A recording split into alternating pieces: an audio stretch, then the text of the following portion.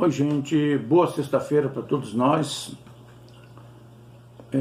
Hoje eu quero compartilhar uma palavra, a cura de um paralítico, que está registrado no livro de Mateus, capítulo 9.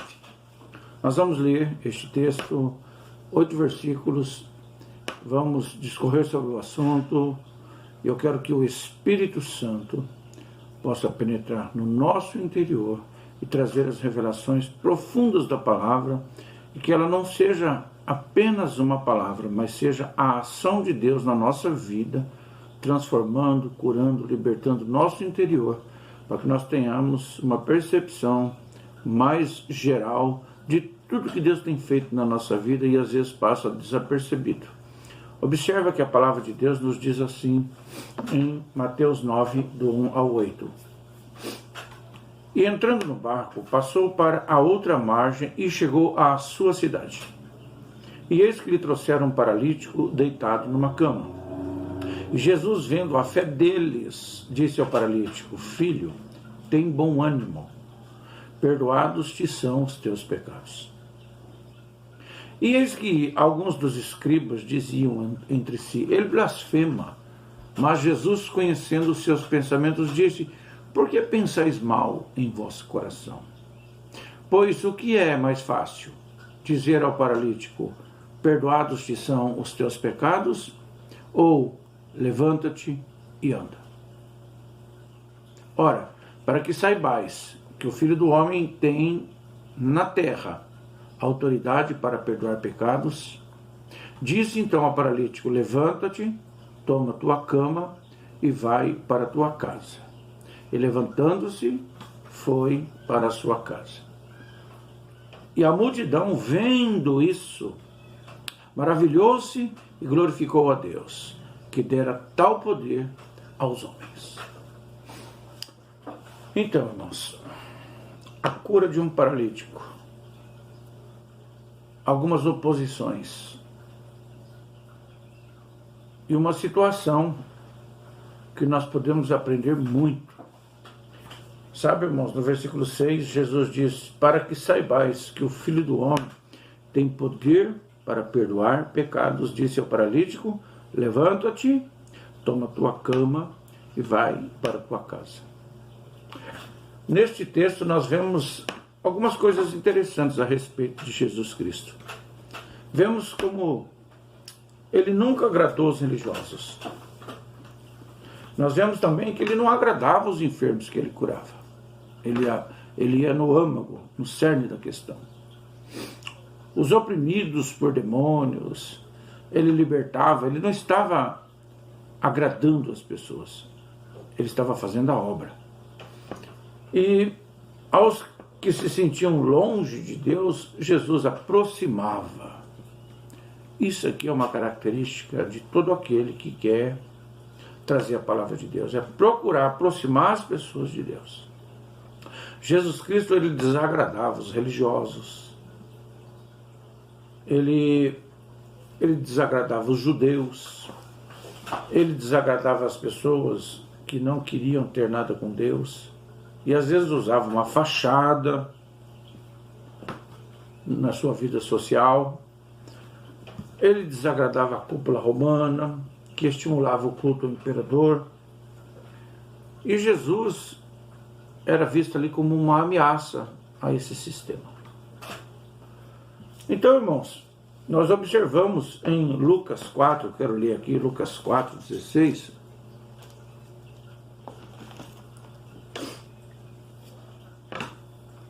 Lucas 4, 16. E chegando a Nazaré, onde fora criado. Mas em Mateus 9, 1 diz que ele estava chegando à sua cidade. Mas vamos lá, já nós vamos explicar. Chegando à sua cidade, chegando a Nazaré, onde fora criado, entrou num dia de sábado, segundo o seu costume, na sinagoga, e levantou-se para ler. Ao versículo 21. Então começou a dizer: Hoje se cumpriu esta escritura aos vossos ouvidos. Jesus lê um texto dizendo que ele veio para libertar, ele veio para curar, para abrir os olhos dos cegos. E ele termina de ler e diz: Hoje se cumpriu estas escrituras aos vossos ouvidos. E depois do versículo 28 ao 30, diz assim: e todos na sinagoga, ouvindo estas coisas, se encheram de ira. E levantando-se, o expulsaram da cidade e o levaram até o cume do monte em que a cidade deles estava edificada, para dali o precipitarem. Então observamos que Jesus chega, traz uma palavra profética que não interessava a ninguém das pessoas que detinham o poder. Ele desagradou a todo mundo e ameaçaram matá-lo. Jesus foi rejeitado em Nazaré, segundo o que nós vemos aqui. Porém, ele foi tolerado em Cafarnaum, foi aceito em Cafarnaum. Jesus considera Cafarnaum sua base missionária. Sabe, irmãos, quem morasse naquela época numa cidade há mais de um ano, ele podia declarar-se cidadão daquela cidade. Por isso Jesus registra a escritura que ele estava indo para a sua cidade, que é Cafarnaum. Jesus, então, ele resolve fazer um culto familiar, uma célula, um ajuntamento na sua casa. E começaram a fluir pessoas para aquele lugar. Mas nós observamos que ele começa, então, a receber oposição dentro da sua casa. Os escribas começaram a dizer, ele blasfema. E a palavra blasfêmia, ela é um ultraje a algo considerado sagrado, a uma divindade ou uma religião. Quando você ultraja um símbolo religioso, você está cometendo uma blasfêmia. Então, irmãos, a questão principal desta mensagem aqui está no versículo 2. Está escrito, Jesus, vendo a fé deles, daqueles que trouxeram o paralítico, disseram assim, Jesus disse assim, filho, tem bom ânimo, perdoados te são os teus pecados. A questão principal da cura foi aqui. Sabe por quê, irmãos? Aquele homem podia ter sido enviado a um médico, não sabemos se foi. Podia ter sido enviado a um curandeiro ou a um sacerdote judeu. Mas alguém teria condições de resolver o problema deste homem? Se a causa era o pecado, se Jesus primeiro remove o pecado para depois efetuar a cura, ou no perdão dos pecados já estava sendo curado, mas não foi perceptível ao paralítico. Então, irmãos, nós observamos aqui que Jesus, no versículo 3, foi acusado de blasfêmia. No versículo 24,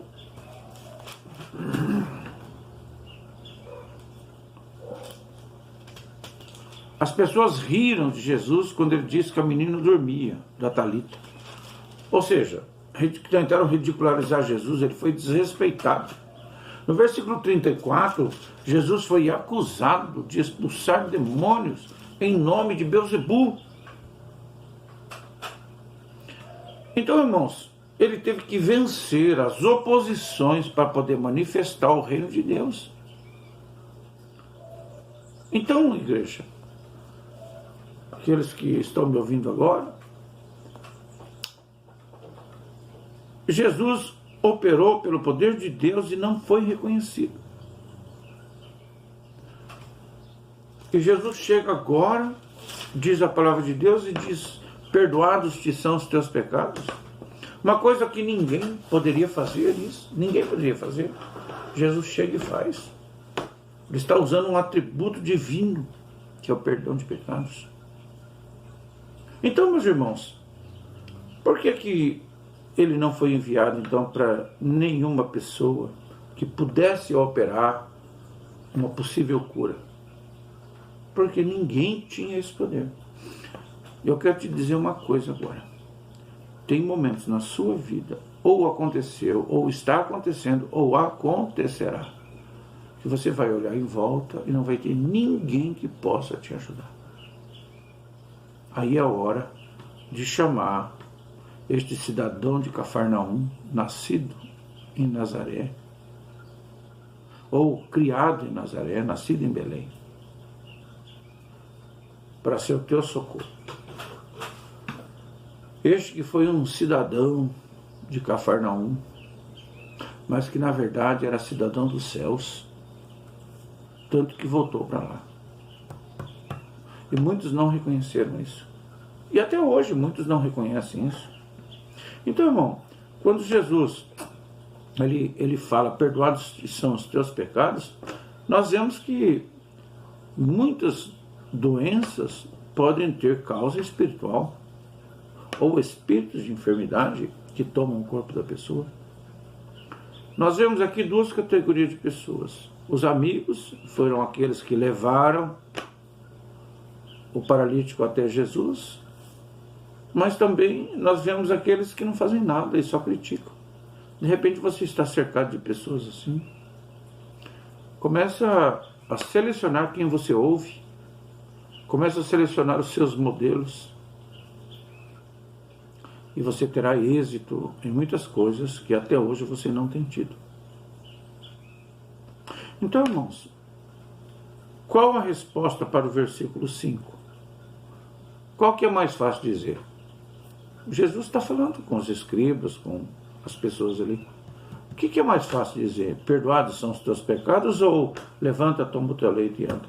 O que você consideraria mais fácil, irmão? Perdoar os pecados ou curar o paralítico? É muito mais difícil curar o paralítico. Porque o perdão é uma decisão, é um ato da vontade.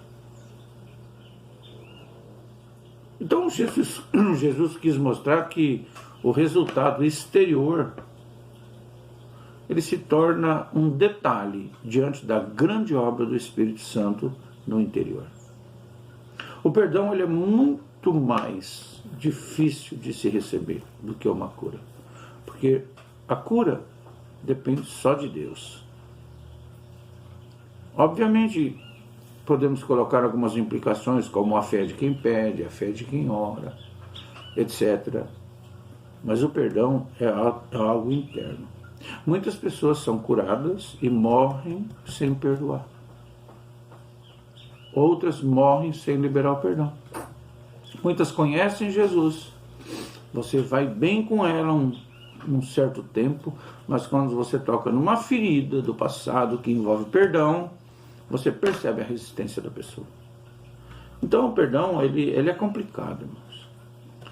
A pessoa que passa por um processo de conversão, ela entende que precisa liberar perdão e precisa pedir perdão. O paralítico, quando foi perdoado, ele também foi curado, mas ele não percebeu isso. Foi preciso que Jesus desse uma ordem para ele: levanta.